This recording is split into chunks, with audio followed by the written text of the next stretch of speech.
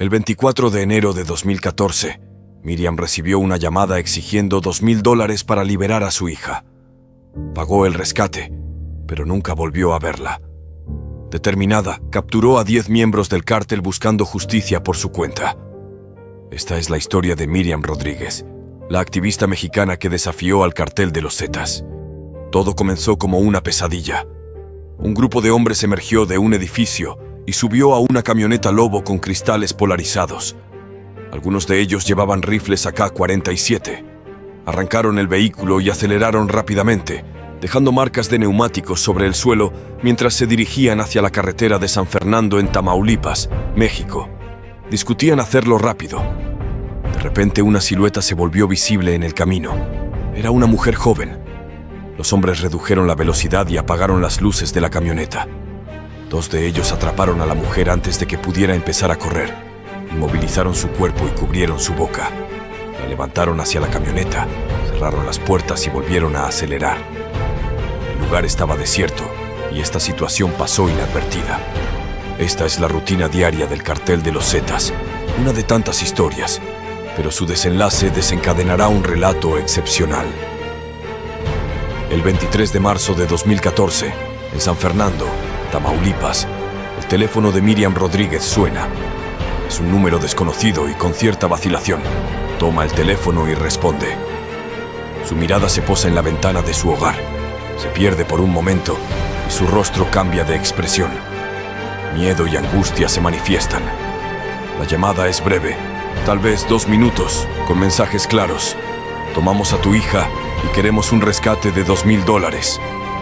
Antes de que termine la llamada, alguien del otro lado de la línea llama a Sama, seguido por el tono de desconexión del teléfono.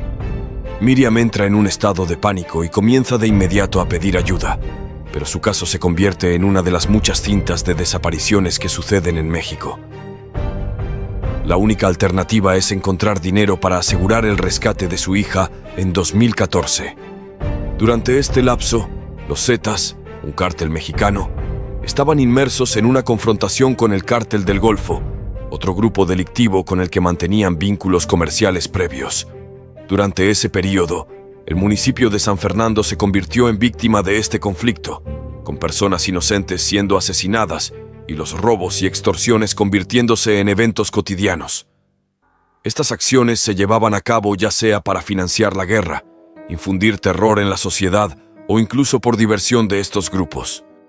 Con la esperanza de recuperar a su hija de 20 años, Miriam Rodríguez y su esposo reunieron el dinero, siguieron las instrucciones y lo dejaron cerca, dentro del centro de salud de San Fernando. El trato concluyó con la liberación de la joven en el cementerio local. Sin embargo, pasaron días y semanas sin que volvieran a ver a su hija después del pago inicial. Posteriormente, más hombres llamaron a Miriam. Entregarnos más fondos y te garantizamos la liberación de tu hija.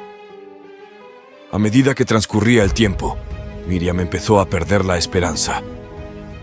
Es difícil mantener la serenidad cuando no sabes si tu hija volverá a casa. Sin embargo, la resignación se arraigó en su mente. En la mañana siguiente, en la casa de su hija, Mayasalia le aseguró que Karen nunca regresaría y que probablemente estaba muerta. Más tarde, la verdad saldría a la luz. Miriam comenzó a trazar un plan bien estructurado para ubicar a los criminales involucrados y garantizar su enjuiciamiento. Su única pista era la persona apodada Sama. El camino de la justicia comenzó a tomar forma. Ese nombre seguía resonando en su mente. Pero, ¿cómo podría encontrar a una persona con ese nombre entre millones de mexicanos? Melancólica y llena de enojo, Miriam revisaba de forma constante el perfil de Facebook de su hija fallecida. Imagínate tener que pasar por eso después de enterarte de lo que le sucedió a tu hija. Lidiar con el tiempo congelado que muestra su red social cuando aún estaba viva. Navegando por esa plataforma, encontró una foto etiquetada con el mismo nombre, Sama. Reconoció ese nombre e identificó la ubicación. Una heladería en Ciudad Victoria, una ciudad a 2 horas de San Fernando. La foto mostraba a una joven vestida con el uniforme de ese establecimiento. Había encontrado el primer paso en su investigación. Durante semanas, Miriam visitó esta heladería en diferentes momentos y días, aprendiendo gradualmente el horario de la joven y esperando que algún día Sama apareciera en ese lugar. En un día de suerte, finalmente apareció en la ubicación y Miriam finalmente logró identificar la dirección de su residencia privada después de seguirlos directamente. Sin embargo, la policía solo intervendría una vez que tuvieran información más concreta, como el nombre real de esta persona y cualquier otro detalle que demostrara su criminalidad. Así es donde comenzó una de las luchas de transformaciones físicas de Miriam, ya que buscaba cambiar su apariencia física y no ser fácilmente reconocible para acercarse a Sama y recopilar más información. Se tiñó el cabello de rojo, recuperó un uniforme de un puesto anterior que tenía en el Ministerio de Salud, usó una tarjeta de identificación que pudiera pasar como legítima ante los ojos de otros y comenzó a realizar una serie de supuestas encuestas de vivienda en un vecindario. Obtuvo detalles básicos sobre Sama. Armada con un archivo que contenía fotografías, datos, direcciones y números de teléfono, Miriam se acercó a las diversas autoridades municipales, pero ninguno de ellos mostró interés. Puede parecer increíble y ridículo, pero Miriam constantemente se topaba con un no como respuesta de las fuentes. Sin embargo, un oficial se compadeció de su caso y comenzó a ayudarla. Después de algún tiempo, finalmente se emitió una orden de arresto para Sama, pero ya había escapado. Sintiéndose impotente pero llena de enojo, Miriam no abandonó su trabajo. Con recursos limitados y comenzando desde cero, continuó sus esfuerzos para localizar al fugitivo. A menudo se dice que todos eventualmente reciben lo que merecen en función de sus acciones. El 15 de septiembre se celebra en México como el Día de la Independencia. Tenía un negocio de ropa, sombreros y botas en Ciudad Victoria. Justo antes de cerrar, el hijo de Miriam, Luis, notó a un joven examinando su mercancía sin acercarse demasiado. Luis observó más de cerca, se movió desde diferentes ángulos y se dio cuenta de que era Sama. Sin demora pero manteniendo la calma, la familia de Miriam contactó a la policía y finalmente fue detenido. En ese momento, una puerta se abrió en la investigación de Miriam, ya que durante el interrogatorio policial reveló los nombres y ubicaciones de otros hombres involucrados en el secuestro y asesinato de Karen. Esto permitió que Miriam continuara y contemplara los detalles de su trabajo para ver a estos hombres arrestados y lograr justicia por su hija. Reconstruyendo vidas cotidianas, Miriam se despide de un joven alto de piel oscura en el mercado de San Fernando. Acaba de anotar una dirección específica en un pequeño cuaderno, el mismo cuaderno donde ha registrado todo tipo de datos para su investigación. Nombres, números de teléfono y horarios de trabajo de las personas involucradas en el asesinato de su hija. Información invaluable para lograr su propósito. Mientras se dirige hacia una salida, su mano izquierda sostiene una pistola oculta en su gabardina. Aparentemente despreocupada, nadie sospecharía de una mujer de 55 años y su plan de capturar a los criminales. Miriam ha descubierto que uno de estos hombres ha dejado su participación en el tráfico de drogas y ahora vende flores. Ella ha estado investigando este asunto. El joven del que se despidió en el mercado es un pariente suyo a quien podría contactar después de hablar con más personas, reuniendo sin saberlo todos los posibles detalles para saber cuándo y dónde localizar al hombre implicado en el asesinato de su hija. Durante los últimos 3 años, Miriam se ha dedicado a rastrear cada una de las personas involucradas en el crimen. Hasta ahora, la mitad de ellos han sido detenidos gracias a sus acciones. Su objetivo es lograr la justicia y descansar solo cuando estos hombres paguen por sus crímenes. Son las 7 de la tarde y Miriam se dirige hacia la ubicación designada. En esta ocasión, ha usado un sombrero, una bufanda y una chaqueta para cambiar su apariencia y evitar un reconocimiento rápido mientras caminaba en búsqueda de la persona implicada en el asesinato de su hija.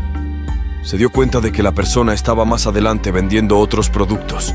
Se le acercó y el hombre reconoció a Miriam, pero fue atrapado por ella, quien lo derribó rápidamente sin sacar la pistola de su gabardina. Miriam amenazó al hombre diciendo: «Si te mueves, te mataré aquí mismo». El hombre quedó paralizado y poco después llegó la policía y lo arrestaron. De esta manera, Miriam ha encontrado a los responsables del asesinato de su hija.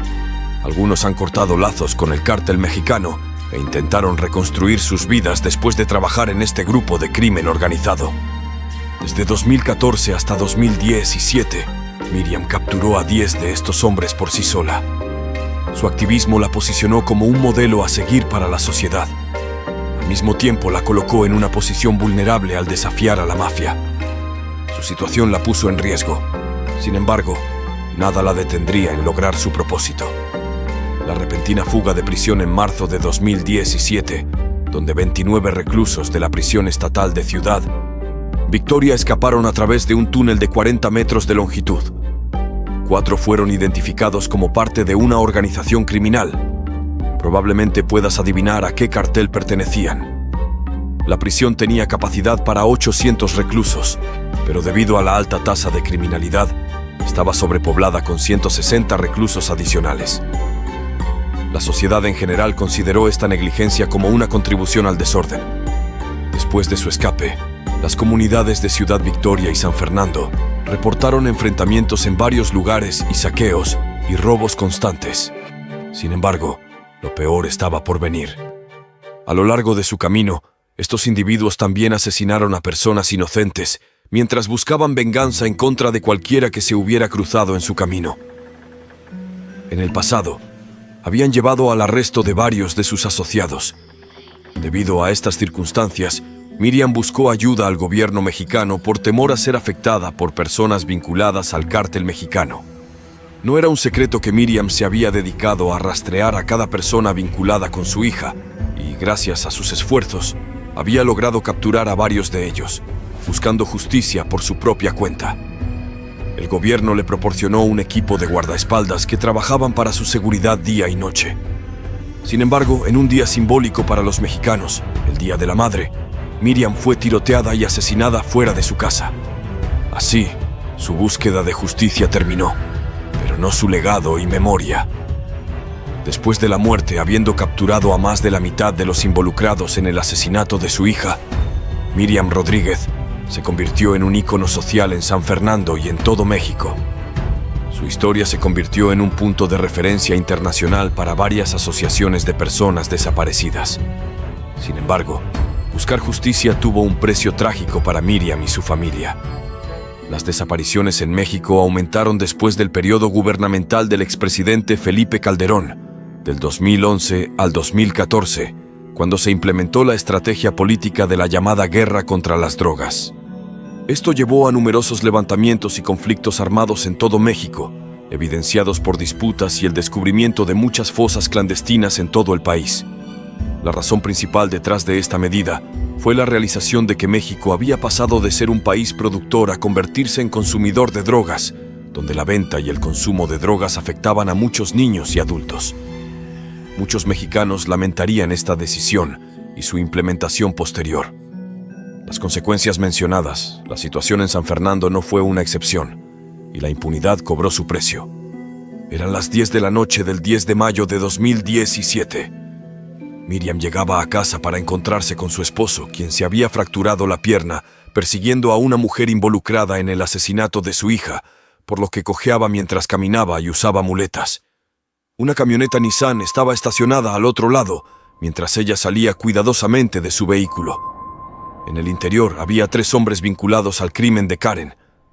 Sin decir una palabra, se acercaron a Miriam y antes de que pudiera reaccionar, le dispararon 3 veces y huyeron. Miriam yacía boca abajo en la acera, aferrando una pistola en el bolsillo de su abrigo que no pudo sacar en cuestión de meses.